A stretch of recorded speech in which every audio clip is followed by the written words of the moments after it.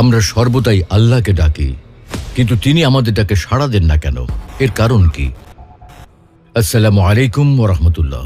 প্রিয় দর্শক, আমাদের সবার মনে প্রায় একটা প্রশ্ন জাগে।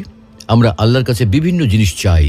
কখনো টাকা পয়সা চাই, কখনো চাকরি বাকরি চাই, কখনো ব্যবসায় উন্নতি চাই, কখনো সন্তান সন্ততি চাই, কখনো বিপদ আপদ রোগ বালাই থেকে মুক্তি চাই, আবার কখনো সুখ শান্তি চাই। এভাবে আমরা নানা কারণে আল্লাহর কাছে প্রার্থনা করি, সর্বদাই আল্লাহকে ডাকি, কিন্তু মনে হয় তিনি আমাদের এসব দোয়া কবুল করেন না, আমাদের ডাকে সাড়া দেন না। প্রখ্যাত বুজুর্গ ইব্রাহিম ইবনে আদহাম রহমতুল্লাহ আলাইহিকে জিজ্ঞাসা করা হয়েছিল, আল্লাহ কেন আমাদের ডাকে সাড়া দেন না? এর কারণ কি? কেন তিনি আমাদের ডাকে সাড়া দেন না? কেন আমাদের দোয়া কবুল করেন না? আজকের আলোচনায় কোরআন, সুন্নাহ এবং বুজুর্গদের গভীর উপলব্ধির ভিত্তিতে সেই প্রশ্নের উত্তর খোঁজার চেষ্টা করব ইনশাআল্লাহ। আল্লাহ আমাদের ডাকে কিভাবে সাড়া দেন? প্রিয় দর্শক, কোরআনুল কারীমের সবচেয়ে সুন্দর আয়াতগুলোর মধ্যে একটি হচ্ছে সূরা বাকারার 186 নম্বর আয়াত। এই আয়াতে আল্লাহ তাআলা বলছেন, তিনি আমাদের কত কাছের, কত আপন, আমাদের ডাকে সাড়া দিতে কত ব্যাকুল, আমাদের কাছে তিনি কত আশা করেন যেন আমরা শুধুই তাকেই ডাকি।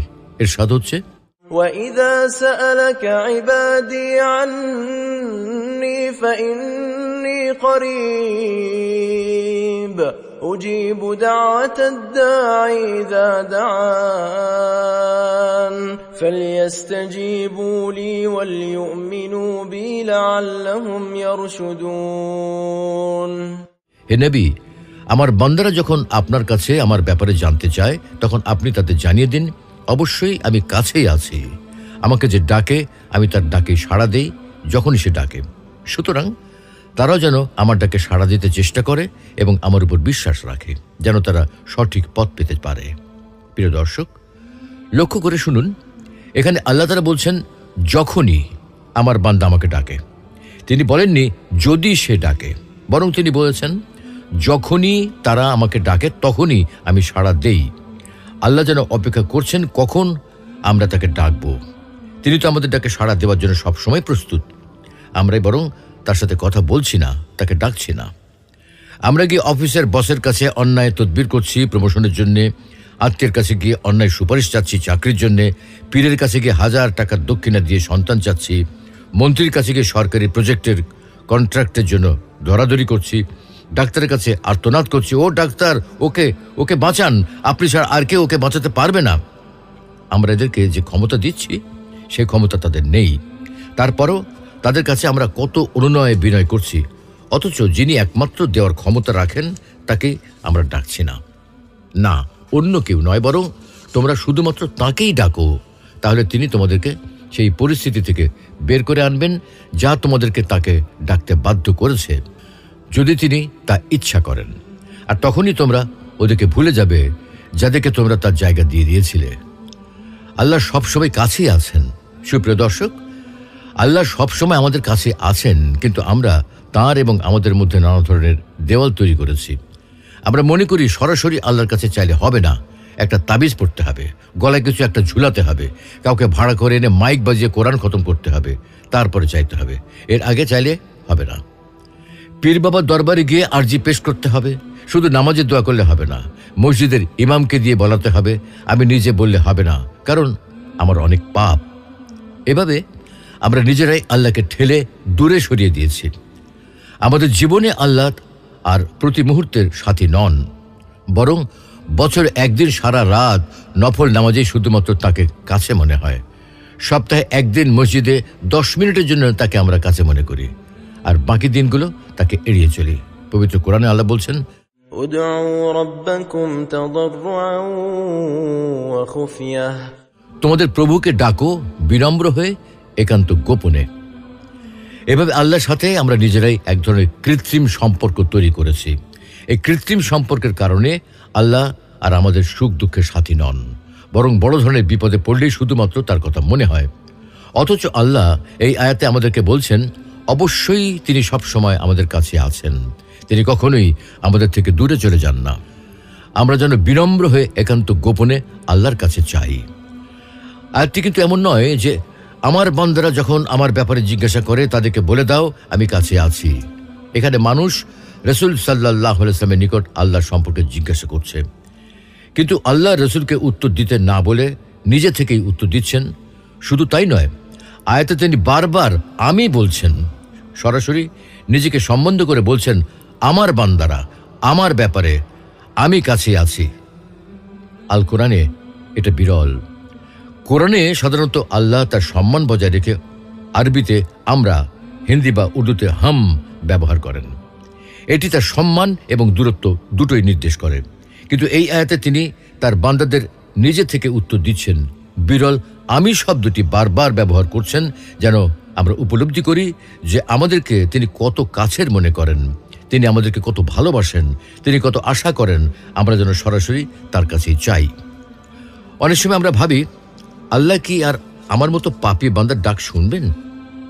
তিনি শুনবেন হাজী সাহেবের দোয়া, মসজিদের ইমামের দোয়া, মাওলানা মুফতি সাহেবদের দোয়া।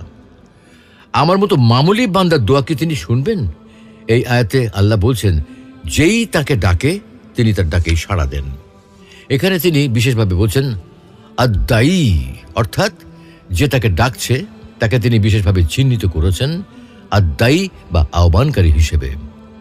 আর তার কাছে সেই লক্ষ কোটি মানুষের ভিড়ে মামুলি কেউ একজন নয়, বরং সে বিশেষ একজন দায়ী। আমরা যখন আল্লাহকে ডাকি, তার কাছে প্রার্থনা করি, তখন আল্লাহ লক্ষ কোটি মানুষের ভিড়েও আমাদের প্রত্যেককে বিশেষভাবে চিহ্নিত করেন। আমরা প্রত্যেকে তার পুরো মনোযোগ পাই। তিনি একনিষ্ঠ হয়ে আমাদের প্রত্যেকের ডাক শোনেন। আমরা অনেক সময় মনে করি, আল্লাহ এত বড় মহাবিশ্ব চালাচ্ছেন, কত কোটি কোটি সৃষ্টি তার কি আর আমার কথা শোনার সময় আছে? এই ধরনের চিন্তা মানুষের নির্বুদ্ধিতা বা সীমাবদ্ধতা ছাড়া কিছু নয়। আমরা মনে করছি আল্লাহর মনোযোগ দেওয়ার ক্ষমতা একটা সীমা আছে। তিনি প্রতিটি মানুষকে ঠিকমতো খেয়াল করতে পারেন না, বা তার মনোযোগ কম বেশি হয়। মুখে না বললেও আমরা অনেকেই আমাদের চিন্তা কাজের মধ্যে দিয়ে অনেক সময় দেখিয়ে দেই, আল্লাহ বোধহয় আমাকে এখন আর খেয়াল করছেন না, বা আমার দোয়া ঠিকমতো শুনছেন না। তখন আমরা তাকে ঠিকমতো শোনানোর জন্য তাবিজ পড়ি, ঘরের দেওয়ালে কোরআনের সূরা ঝুলাই, হাজী সাহেবের কাছে গিয়ে দোয়া করতে বলি। আল্লাহর সম্পর্কে কতই না অপমানজনক ধারণা আমাদের। যখনই ডাকি তখনই সাড়া দেন। এই আয়াতে আরেকটি লক্ষ্য করার মতো ব্যাপার হলো, এখানে আল্লাহ বিশেষভাবে বলছেন তাকে ডাকার জন্য কোনো উপলক্ষ দরকার নেই। তিনি মানুষের ডাকে সব সময় সাড়া দেন। শুক্রবারের জুমায় তাকে ডাকলে তিনি সাড়া দেন, শনিবারে রাতে ডাকলেও তিনি তাকে সাড়া দেন। অন্যান্য ধর্মের মতো তিনি আমাদের কাছে শুধু বিশেষ কিছু মুহূর্তে উপস্থিত থাকেন না। আমাদের জন্য তার দরজা সব সময়ই খোলা। আমরা যেন কখনই এমনটা না ভাবি যে একটা জরুরি দরকারে আল্লাহর কাছে দোয়া করা দরকার। শবে বরাত আসুক তখন করব, এর আগে করলে খুব একটা লাভ হবে না। সেদিন পর্যন্ত আমরা বাঁচব তার কোনো নিশ্চয়তা নেই। আর এই কারণেই যে কোনো সময় দোয়া করতে আল্লাহ বলেছেন। তিনি আয়াতটি যেই আমাকে ডাকবে তার ডাকেই আমি সাড়া দেই বলেই শেষ করে দিতে পারতেন। তা না করে তিনি বিশেষভাবে যোগ করেছেন যখনই সে ডাকে। সুতরাং তারাও যেন সাড়া দিতে চেষ্টা করে। সুপ্রিয় দর্শক, আল্লাহ আমাদের ডাকে সাড়া দেবেন কি না এর জন্য তিনি আমাদেরকে একটা শর্ত দিয়ে দিয়েছেন। আমাদেরকে তার কথা শুনতে হবে। কোটি টাকার ঘুষ খেয়ে হারাম টাকায় হজে গিয়ে চোখের পানি নাকের পানি একাকার করে আল্লাহর কাছে চাইলে সেটা তার ডাকে সাড়া দেওয়া হলো না। দিনে 5 ওয়াক্তের মধ্যে 1 ওয়াক্ত নামাজ না পড়ে শুধু শুক্রবার জুমায় গিয়ে হাত তুললে তার ডাকে সাড়া দেওয়া হলো না। গরিব আত্মীয় স্বজনদের কোনো খবর না রেখে এলাকার এতিমদের জন্য কিছু না করে সারাদিন নিজের ব্যবসার জন্য দোয়া করলে তার ডাকে সাড়া দেওয়া হলো না। আমাদেরকে তার ডাকে সাড়া দিতে হবে, তবেই তিনি আমাদের ডাকে সাড়া দেবেন বলে কথা দিয়েছেন।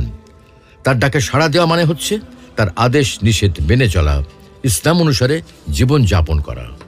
পবিত্র কোরআনে আল্লাহ ইরশাদ করেছেন, وقال ربكم ادعوني أستجب لكم إن الذين يستكبرون عن عبادتي سيدخلون جهنم داخرين।